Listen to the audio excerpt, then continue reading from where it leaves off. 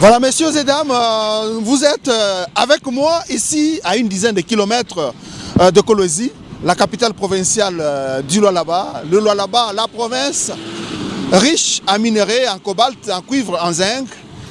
Voilà la province, l'une des plus grandes pourvoyeuses au niveau des recettes de l'État en République démocratique du Congo. Ici, nous sommes au niveau du barrage Samoukinda, village Samoukinda, sur la route qui mène vers le barrage hydroélectrique de Nzilo. C'est la barrière qui a été érigée, toujours dans le sens de pouvoir mettre la main, de pouvoir boucher tous les trous qui faisaient couler les recettes de l'État, les recettes de la province.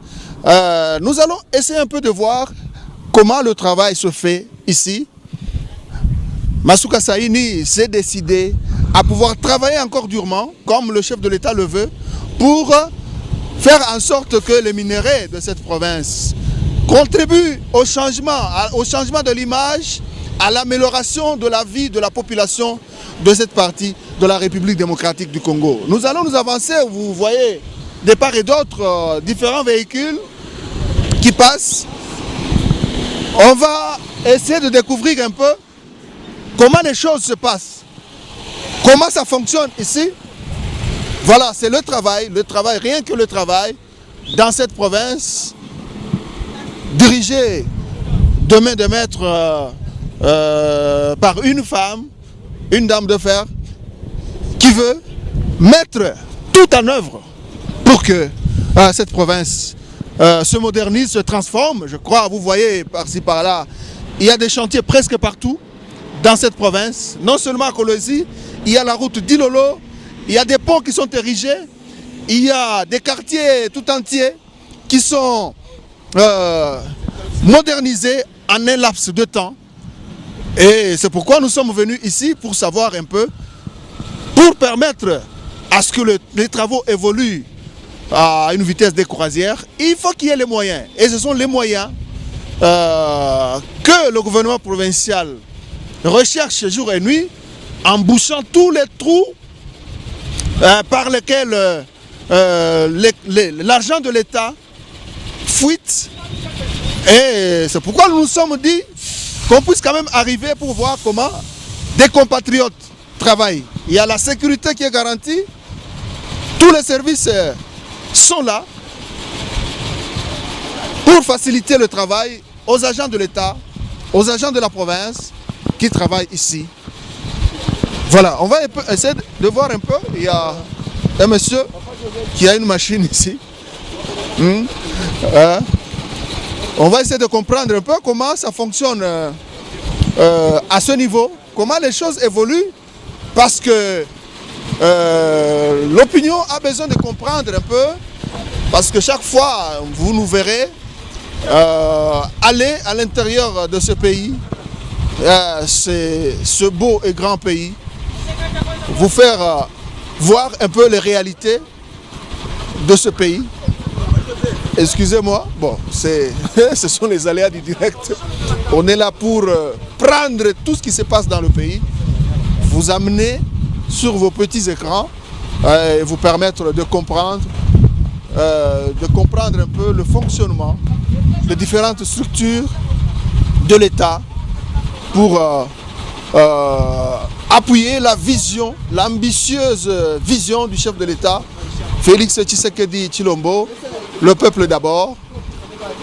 Cette vision qui veut que le peuple ne considère pas les richesses naturelles que Dieu lui a données comme une malédiction, mais que ce peuple vive le bonheur que renferment ces richesses. Nous allons évoluer, prendre un peu différents agents qu'on a surpris ici dans la matinée de ce dimanche 31 octobre 2021. Voilà, on approche un peu, on ne connaît pas. Bonjour monsieur. Bonjour. Bon, ça se passe comment? Vous nous excusez un peu de cette intrusion dans votre travail. Vous appelez comment? Monsieur Pascal. Monsieur Pascal, vous occupez quelle fonction ici? Je suis le superviseur des ponts basquins. Bon, c'est quoi exactement? On vous voit avec une petite, comme une sorte de caisse. Et quoi? Qu'est-ce que les gens qui nous suivent peuvent comprendre de ce que vous êtes en train de Ça, faire? c'est les ponts basquines manuels et mobiles plutôt. On est en train de vérifier les poids que le négociant a déclaré auprès des divisions des mines au service de l'État. Il a déclaré 40 tonnes. On vérifie s'il a réellement déclaré 40 tonnes ou pas. Bon, d'après ce que vous voyez quand les camions passent et vous vérifiez le tonnage, quelle est la réalité que vous pouvez nous montrer? La réalité, il y a des fausses déclarations de tonnage. Quelqu'un peut déclarer 40, il charge 42, 43, 45, voire même 50 tonnes au lieu de 40. Donc c'est chaque jour que vous voyez des cas comme ça? Chaque jour. C'est chaque jour qu'on est en train de tester. Nous avons commencé, ça fait de cela 1 mois. Mais les ponts bascules existent il y a de cela 4 ans. Il y a 4 ans? Il y a 4 ans. Les ponts bascules étaient gérés par le ministère des Mines. On les avait dotés même un véhicule, là on avait mentionné surveillance minière. Les ponts bascules a fait 4 ans. Mais on ne sait pas où est-ce qu'on logeait l'argent de 4 ans. Mais nous, ça fait déjà 1 mois, à la banque, il y a quelque chose qu'on a déjà versé et au niveau du ministère des Finances. Donc ce que vous produisez, comme l'argent provenant des recettes ou des excédents des camions transportant les minéraux, donc cet argent est logé. Cet argent, on peut le retrouver quelque part? Oui, oui. On peut vérifier dans les comptes de traçabilité à la banque. Réobank, vous allez trouver il y a combien de sommes du pont basquine. Au ministère des Finances, on verse chaque jour. Les percepteurs perçoivent l'argent, ils peuvent verser ça auprès du ministère des Finances. Donc ça fait 1 mois que vous avez mis que vous avez réalisé ces recettes, mais avant, il n'y avait rien. Vous allez vérifier aussi à la banque, pendant 4 ans, l'argent était logé où? Même au ministère des Finances, vous allez demander l'argent du pont basquine était logé où? Et vérifier aussi pour 1 mois, l'argent est logé où? Maintenant, vous allez faire calcul pour 4 ans. Et pour 1 mois, vous aurez la réalité. Ah ok, donc qui a initié un peu l'initiative de mettre ce pont bascule ici? L'initiateur, c'est l'ex-gouverneur Mouyej qui avait initié. Il avait acheté 4 ponts bascules. Il y a de cela 4 ans. C'est en 2017 qu'on a démarré avec l'histoire des ponts bascules. Mais il y a de cela 2 mois, l'autorité, son Excellence Madame le vice-gouverneur et gouverneur à l'intérim, avait jugé bon de un peu organiser ces ponts bascules. C'est pourquoi il a mis une équipe pour un peu vérifier pendant les 4 ans et les 1 mois là qu'on a fait. Parce que les ponts bascules ne produisaient rien pendant 4 ans. Mais maintenant, les ponts bascules est en train de produire. Ah, ça permet quand même au gouvernement provincial de financer différents projets d'intérêt public. Oui, oui, ça permet. Vous allez vérifier, vous aurez les chiffres auprès de l'autorité provinciale. Bon, maintenant, qu'est-ce que vous pouvez un peu dire aux personnes qui nous suivent et qui sont contre cette initiative de lutter contre le coulage des recettes, l'initiative du gouvernement provincial actuellement, et qui veulent que les choses continuent comme c'était le cas par le passé? Ils se prennent par rapport à quoi? Ce sont des voleurs. Ils mettaient cet argent dans leur poche, c'est pourquoi ils se plaignent. Maintenant, on a canalisé l'argent dans les caisses de l'État. On les conseille seulement de se taire, parce que nous risquerons même d'ouvrir une information judiciaire auprès du parquet général pour enquêter l'argent de 4 ans, comme on a fait avec les volets jaunes. Mais dans les 4 ans, il y en a qui peuvent dire que même l'autorité provinciale actuelle était dans ces 4 ans. Et ça fait presque 9 mois qu'elle est aux affaires. Oui, on a récupéré le pont bascule il y a de cela 1 mois, qu'elle-même gère. Avant, ce n'est pas elle-même qui gérait. Avant, ce n'était pas lui. C'est lui qui était le président de la commission de traçabilité, c'était le ministère provincial des Mines. C'est la question qu'il faut poser au ministère des Mines provincial. Pendant 4 ans, vous mettiez l'argent où? L'argent était logé dans quel compte? Donc, quand le ministère provincial des Mines gérait cet argent, la province ne voyait rien. Donc l'autorité provinciale actuelle ne voyait rien du tout. C'est à vous de vérifier maintenant à la banque ou au ministère des Finances pour voir les recettes des 4 ans du pont parce qu'il était logé où. C'est à vous qu'on pose la question, on vous a trouvé sur terrain, vous pouvez nous éclairer un tout petit peu. Si on a changé de stratégie, c'est-à-dire qu'il n'y avait rien. L'argent était logé dans leurs poches. Maintenant, on a canalisé l'argent dans les caisses de l'État. C'est-à-dire, les ponts bascules pendant 4 ans ne produisaient rien. Maintenant, pendant 1 mois, ça produit dans les comptes de la province. Pendant 4 ans, c'était dans les poches des individus. Bon, vous savez ce que vous dites là, ça donne froid au dos. Hein. Bon, tunaweza kusema Mswahili parce que la population de cette partie du pays et de l'est de la RDC veut un peu comprendre. Ibi kunafanyika hapa. Unasema tunakukuta hapa, unafanya nini? Baba Pascal. Hapa tuko ni autorité provinciale. Arsema tubebe pont bascule, tuweke mbalabala, juu ya kuverifier bile ba négociant beko na déclaré réellement kama beko nibia l'État au kama babie l'État. Tunafasa mwezi mzima na recette inaonekana iko ile ningia mu compte directement ku banque na ile ningia ku ministère des finances mu kesi ya l'État ya province tunaingisha makuta pendant 1 mois. Mais hii pont bascule aina madame Fifi aliweka iko na 4 ans depuis kuiweka. Na hii pont bascule ilikuwa géré ku ministère provincial ya mine, jua géré pendant 4 ans. Anaya kule recette yake ya 4 ans kule ranza kuiweka. Donc makuta ranza tu kupepuka. Atuye kule ranza kuiweka kama nazo kuverser mu compte kan ministère ya mine provincial. Jua alikuwa na géré pendant 4 ans. Jua alikuwa commission alikuwa président de commission de traçabilité. Maintenant, ça madame on a renouvelé commission de traçabilité avec mon présidence. Jua sa gestion ya traçabilité. Na mu traçabilité tunaweka pont bascule iko na 1 mois. Iko na ma résultat palpable. Mutakuta makuta ku loger mu compte ya traçabilité kure bank. Mutakuta franga iko amu. Ya mingi. Mutaenda tena ku ministère ya finance chaque jour. Il va perceptrice beko na percevoir makuta wenda ku verser ku caisse ya l'État. Mais parfois on apprend que vous qui travaillez dans ce secteur, il n'y a aucun document. Et vous gérez de l'argent que vous mettez parfois dans vos poches et tout ça. Et qu'il n'y a aucun contrôle à ce sujet. Kama kuna contrôle, les députés vont vérifier. Joka ja députés provinciaux vont vérifier kama kuna contrôle. Kuku maresi kupale, beko na njika ya province ya pont bascule. Na ma numéro kuku antifraude mbalabala, kuku ma service yote parquet ikonezi kwa enquêter inauliza, itapata solution. C'est-à-dire makuta yote kama tukuna permettre kusevar makuta hapa ya kiloko ni hapa ba négocier kama sio mtu mende ku bank batafa même 2 mois batashinda kutoka patakuwa embouteillage hapa. On permet perceptrice ekale pale a percevoir makuta au nom ya l'État anaenda na verser mu caisse hapa ba grand négociant bana virer mu compte ya province. On calcule nabo ma pénalité. Il y a par exemple 100 camions, 200 camions, on a banque en version l'état preuve de paiement. On commence à enregistrer. C'est pourquoi tout le monde l'entend beaucoup makaïa ma entreprise qui chali pas makuta. Il a versé mon compte à province. Na ile makuta na saidia autorité provinciale a booster na ma chantier. Ile kuna tumika juu ya intérêt ba lwalabe. Kuliko vile ile makuta lanzo na mifuko ya bantu. Ikwenda kwa enrichir ba individu.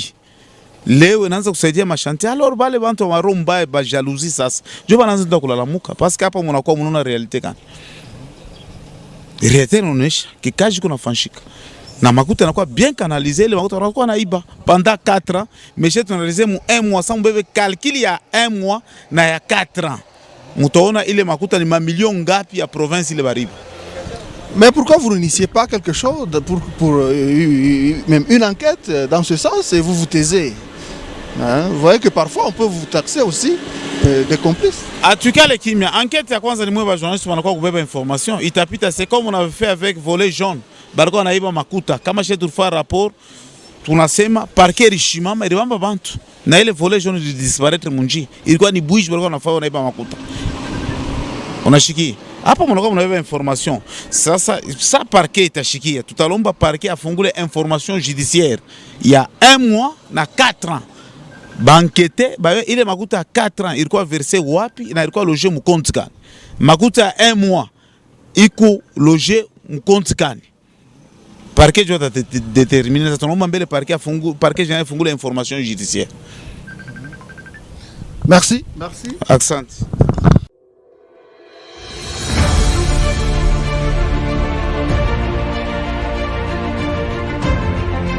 Nous continuons à travailler, nous continuons à vous faire vivre les réalités du Congo profond. Ici au village Samoukinda, à une dizaine de kilomètres de Kolwezi, la capitale provinciale du Lualaba. Nous sommes au niveau de la barrière où est érigé le pont bascule.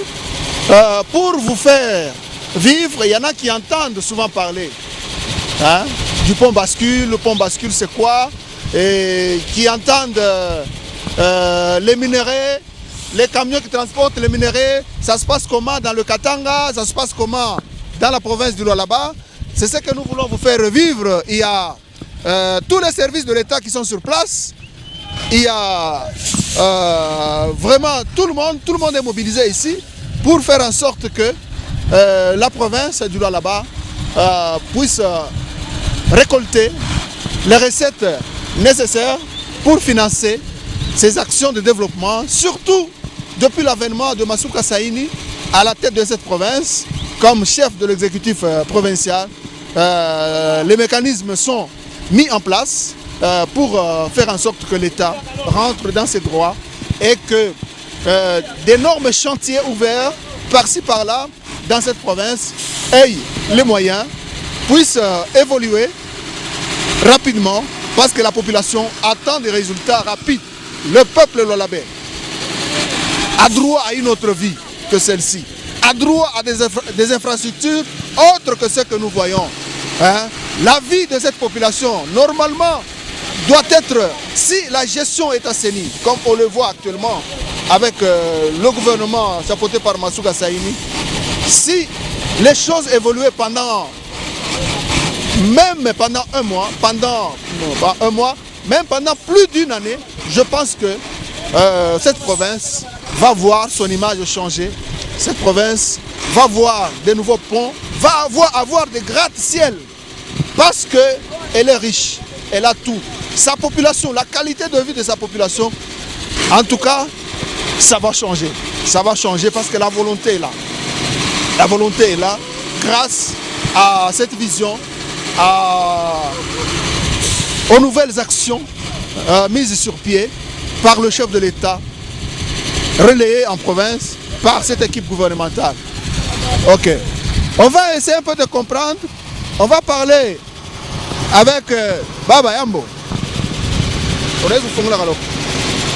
On va parler un peu avec le chauffeur. C'est ça le terrain.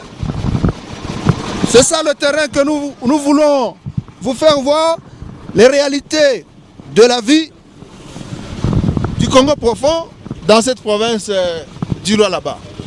Baba, nous sommes au niveau de la tête de ce camion poids lourd. On voit le monsieur, le conducteur de ce véhicule. Bon, il parle Swahili. Le Swahili. Il parle le Swahili de la Tanzanie. Baba.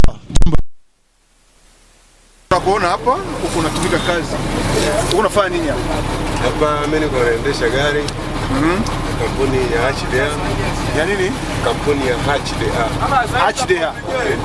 Kwa Swahili ya huku, kwa Swahili ya kwetu tunasema Swahili tutasema ile HDA. Mimi ni Tanzania, nafanya kazi. Naishi vizuri tu na ndugu zangu huku. Maisha yanaenda vizuri. Hapa unaisha chukua nini lori hapa? Hapa nimebeba udongo wa Prodi ambao ni tani 40. 40, ça veut dire 40 tonnes.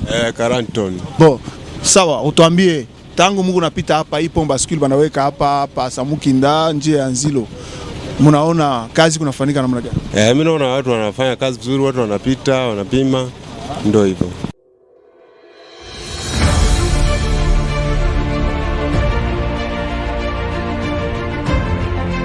Voilà, vous avez suivi ce chauffeur, ce conducteur de camion poids lourd. Il a dit qu'il a transporté, il transporte des minéraux provenant d'une entreprise minière de la place. Il est en train d'amener ça à une autre entreprise. Il dit qu'il travaille normalement, il apprécie le travail. Et tout évolue comme sur des roulettes. Tout évolue comme il se doit.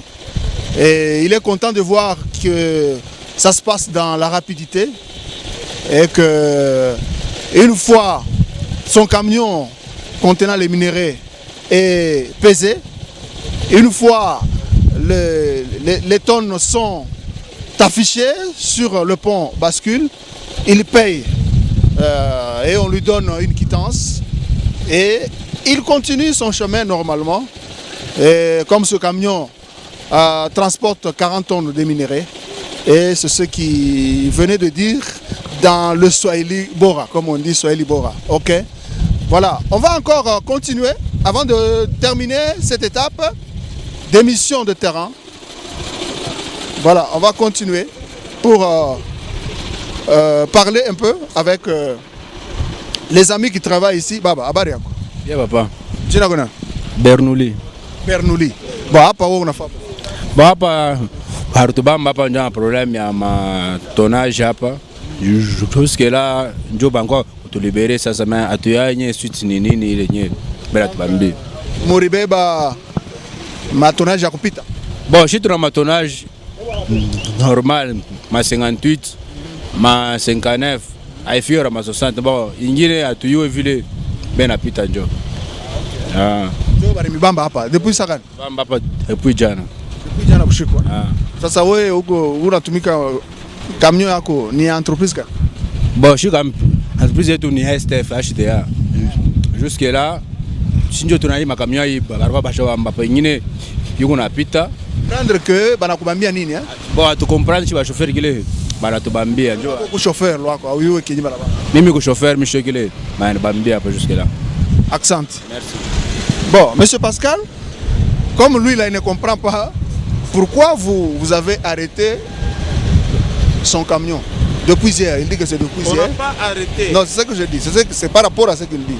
Vous nous dites un peu quelle est la réglementation par rapport au tonnage toléré ici sur cette voie. C'est 40 tonnes. Le tonnage, c'est 40 tonnes. Donc, si quelqu'un dépasse une tonne, c'est directement fausse déclaration. Là, il doit payer une pénalité pour la province. Ça revient environ à combien par tonne excédentaire? Mais maximum, c'est $50 à $100. 50 à $100. On est en train d'apprécier. Quelqu'un qui déclare 40 tonnes, il charge 42 tonnes. Il est en train de voler l'État congolais. C'est pourquoi l'État doit récupérer l'argent de ce tonnage. Donc le code minier reconnaît cela à la province. Oui, oui, le code reconnaît sur toutes les entités de la République, ce n'est pas seulement la province de là-bas. C'est pourquoi même en 2017, on avait acheté les ponts bascules pour commencer à vérifier les tonnages de ce que les négociants déclaraient. Mais vous allez voir, pour le moment, ils sont en train de charger et respecter. Ils n'exagèrent plus. Oui, et pourquoi vous... Bon, on ne peut pas interpréter la loi, parce que nul n'est censé ignorer la loi. Ce qui est déjà publié dans le journal officiel doit être appliqué obligatoirement. Bon, maintenant l'objectif de cette loi, c'est quoi exactement? L'objectif de cette loi, c'est que chacun puisse respecter les codes miniers et les règlements miniers de la République démocratique du Congo. Maintenant, par rapport à l'infrastructure ou la route qui est empruntée. Par rapport à la route, c'est pourquoi on a instauré les ponts bascules.